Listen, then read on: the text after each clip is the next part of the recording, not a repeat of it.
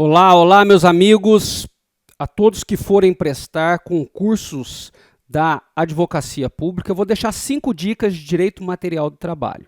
5 dicas que podem ser utilizadas nas suas provas objetivas, né? Eu vou direcionar agora para o concurso mais próximo, que é a Procuradoria lá do Ceará. Inclusive, o Aprovação PGE tem um aulão de véspera que eu vou fazer parte, né? Então, para você que vai fazer a prova lá no Ceará, eu deixo essas dicas aqui agora, que eu vou tratar uma a uma, e vou deixar também no meu site 10 outras dicas escritas para aumentar aí a nossa chance de acerto e aumentar a nossa pontuação. Além de nós nos encontrarmos no aulão de véspera, no dia 11 de dezembro. Dia 11 de dezembro, eu até anotei aqui, no Hotel Oasis, na Avenida Beira Mar. Então, o horário do evento, para você que vai participar, e nós vamos nos encontrar lá, tem essas 5 dicas aqui, 10 dicas no meu site, e no evento, uma aula minha de Direito do Trabalho, das 8 ao meio-dia e depois das 14 às 18. Então, o dia todo ali, para a gente conversar, um assunto leve, né, descontraído, para você ir bem na sua prova objetiva. Tá legal? Meu nome é Henrique Corrêa, sou professor aqui do Grupo Aprovação já há bastante tempo e é um prazer estar com vocês. Vamos respirar fundo. A primeira dica, eu trouxe dicas mais tradicionais que eu perguntaria se fosse o examinador do seu concurso, tá? Essa aqui caiu bastante, princípios, né? Princípio cai bastante, é a base do alicerce, né? É o alicerce do ordenamento jurídico, e que pode vir para vocês é o princípio da norma mais favorável. Quando nós estudamos lá na graduação o princípio da norma mais favorável, se houver 2 normas que podem ser aplicadas àquele caso concreto, o juiz do trabalho vai aplicar a norma mais favorável. Tem uma convenção e um acordo coletivo tratando de férias. Qual que é a mais favorável? É a convenção. O juiz do trabalho ia lá e, com base no princípio da norma mais favorável, aplicar. O que pode cair para vocês? É que a reforma trabalhista impactou, inclusive, nesse princípio da norma mais favorável. O artigo, se você quiser anotar aí para você depois dar uma olhadinha, o artigo 620 é expresso agora na CLT e traz, né, que se houver um acordo ou uma convenção coletiva tratando do mesmo assunto, por exemplo, férias para os metalúrgicos, o que é normal isso no dia a dia na área trabalhista. Um acordo é mais restrito, vem a convenção, mas ambos tratam do mesmo assunto. Antes, aplicava a norma mais favorável. E agora, com a reforma, artigo 620, aplica-se sempre, está escrita a palavra lá, sempre o acordo coletivo. Ele é mais restrito, mais voltado àquela empresa. Tá legal? Então, lembre-se disso. Artigo 620 pode cair no seu concurso. Uma novidade. Mudou, inclusive, impactou em princípios. Eu perguntaria isso. Colocaria um casinho lá e tal. Mas eu ia passar para a próxima dica, eu quero colocar um pouco mais de tempero nessa nossa rápida revisão, esse bate-papo. Henrique, se caiu outro princípio, se você fosse o examinador, com certeza eu perguntaria o princípio do contrato-realidade. O princípio da primazia da realidade, que é muito forte no direito do trabalho. Henrique, o que prevê esse princípio da primazia? Ele afasta fraudes. Como no dia a dia é a empresa que faz toda a documentação ali, né, dos contratos, é comum que ocorra algumas fraudes. O princípio da primazia, você quer ver um exemplo? Ele está registrado com salário mínimo, mas ganha R$3.000 para fraudar o fisco. Né? Direitos sociais. Tá? Está registrado lá como... tem um contrato de prestação de serviço de autônomo, de estagiário, mas é empregado. Vem o princípio da primazia e fala, não, a verdade é que ele é empregado. Né? Então, o princípio da primazia da realidade ele pode cair em diversas questões, como o ator principal coadjuvante, né? Então, o princípio do contrato realidade ou da primazia da realidade serve para afastar as fraudes. Henrique, num exemplo mais concreto de coisas atuais. Boa. Ele pode perguntar o artigo 4º da CLT, se você quiser anotar aí do lado para a tarefinha, né? O artigo 4º, meus amigos, ele fala que empregado que está dentro da empresa para fazer exercício físico, cultos religiosos, cursos, lazer, para segurança, às vezes não quer ficar lá na rua esperando o Uber ou o ônibus, ele fica dentro da empresa, né, tá chovendo e tal. Para assuntos estritamente particulares, se ele está lá na empresa fora do horário de trabalho ou para segurança pessoal, isso não é remunerado. Vou falar tecnicamente, não é tempo à disposição. Tá? Então o artigo 4º prevê isso. Mas, ó a perguntinha da sua prova, mas, com base no princípio da primazia da realidade, o curso, me parece que se ele não fizer, ele está fora. A empresa é uma organização de tendência nitidamente católica, ou evangélica, ou espírita, enfim, e fala, olha, tem que frequentar o culto aqui, a missa, enfim, senão você está fora da equipe. Então, veja, o que num primeiro momento há uma presunção relativa de veracidade que se trata de assuntos pessoais, com base no princípio da primazia, não é. Tá? Essa pergunta, se viesse um casinho prático, né, e ali as assertivas, 90% dos candidatos erraria. Tá legal? Fique atento. Eu vou passar para a próxima dica que eu deixei aqui na colinha, que é também uma novidade. Anote aí, trabalho intermitente.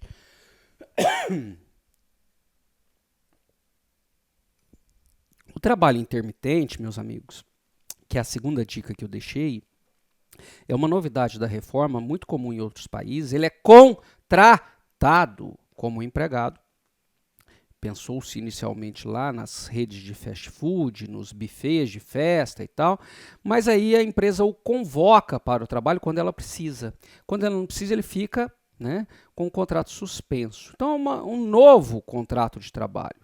Eu queria deixar uma tarefinha para casa aí para vocês que vão prestar Procuradoria do Ceará e outras tantas provas que saírem, procuradorias do município, a AGU, né? Inclusive o Aprovação PGE tem um curso rápido de 5 aulas de Direito do Trabalho que eu gravei para vocês. Tá? Se você tiver interesse, é só acessar lá o site. E o aulão também está no site. Eu queria deixar aqui para vocês o artigo 452A da CLT. Leia esse artigo, ele tem chance de cair. Tá? Então, o trabalhador intermitente ele é empregado, contratado, os períodos que ele não trabalha não são remunerados, ele é convocado e ao final do dia ele recebe a remuneração daquele dia, já com férias, 13º e FGTS. Então, deposita lá no FGTS e paga as verbas rescisórias ao final da... Henrique, e se ele ficar 3 semanas sem ser... Tudo certo. Não há uma obrigatoriedade da convocação. Tá?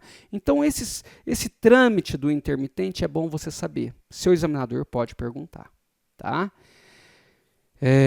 Ele pode recusar quantas vezes? Quantas vezes quiser. Ele está trabalhando no Bob's, Habib's e McDonald's. O Bob's está precisando dele quase todos os dias. Habib chamou, ele não pode. Ele não vai. Né? Agora, se ele falar que vai trabalhar e não for, tem uma multa inédita no direito do trabalho. Nunca prevista antes, né? Se ele tem 3 dias para falar se vai ou não da convocação. Se ele assume o compromisso e vai trabalhar, ok. Se ele assume o compromisso e não vai, multa de metade da remuneração que ele receberia. Então a multa é aplicada ao empregado que comprometeu e não foi. E se ele vai trabalhar e o empregador fala, não vou precisar mais, aí a multa é do empregador. Tá? Então, trabalho intermitente tem muitas coisinhas que podem ser perguntadas a você. Fique esperto.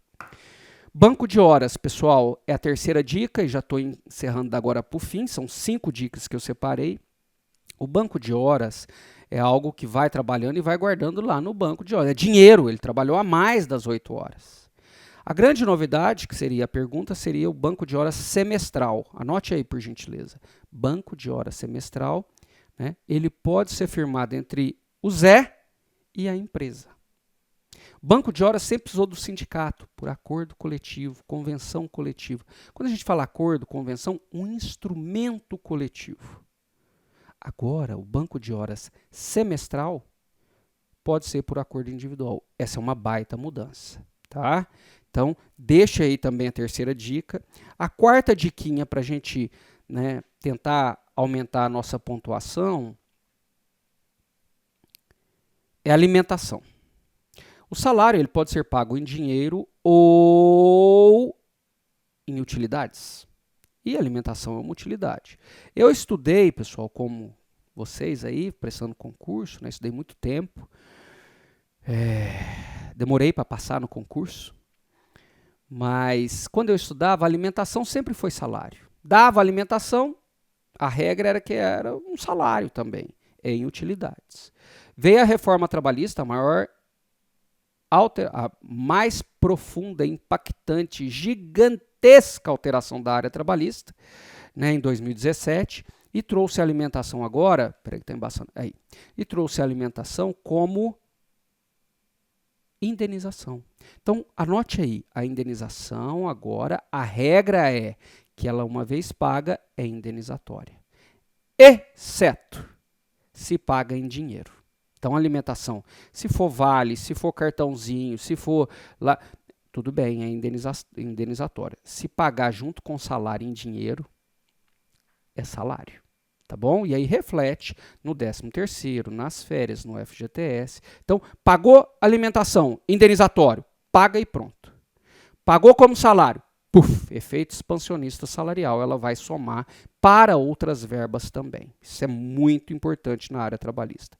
A última dica, estarei com vocês no dia 11, na parte da manhã, vai ser minha aula.